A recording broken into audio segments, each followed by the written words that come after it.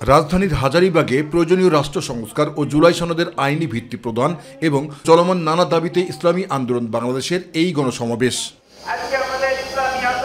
অনুষ্ঠানে বক্তব্য রাখেন ইসলামী আন্দোলন ঢাকা মহানগর দক্ষিণের সেক্রেটারি ও ঢাকা 10 আসনের সংসদ সদস্য প্রার্থী আব্দুল আওয়াল মজুমদার। সামনে নমিনেশন বাণিজ্য তারা করবে, এগুলো বন্ধ হয়ে যাবে, এই কারণেই তারা শুধু পিআরের বিরোধিতা করে।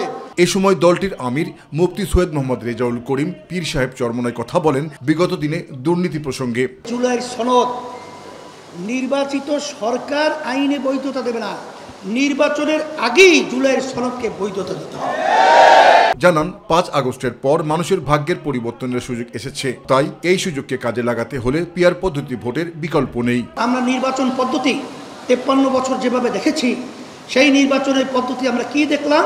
দিনের ভোট রাত্রের ভিতরে বাক্সে ঢুকানো। আমরা কি দেখলাম?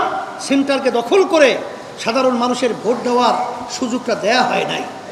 এই পদ্ধতিতে যদি আবার নির্বাচন হয় তাহলে আমাদের দেশের মৌলিক পরিবর্তন হয়। প্রায় 92টার মতো দেশে পিআর পদ্ধতি রয়েছে। জুলাই সনদে শাপলা চত্বর ও বিডিআর হত্যাকাণ্ড যুক্ত করার দাবি জানিয়ে বিএনপি নেতা শহীদউদ্দিন চৌধুরী এনির বক্তব্যের সমালোচনাও করেন মুফতি সৈয়দ মোহাম্মদ রেজাউল করিম।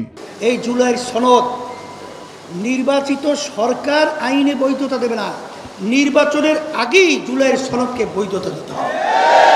এই যে পিলখানায় যে হত্যা হলো, এই হত্যাটা পিলখানার সেই জুলাই সনদের ভিতরে আসতে হবে। এনি সাহেব বিএনপি সে আজকে বক্তব্য রেখেছেন অত্যন্ত আপত্তিকর। সেখানে আমাদের ব্যাপারে ভণ্ড শব্দ ব্যবহার করে, সেখানে সে ব্যবহার করে আমরা কি ফ্যাসিস্টের সহযোগী ছিলাম।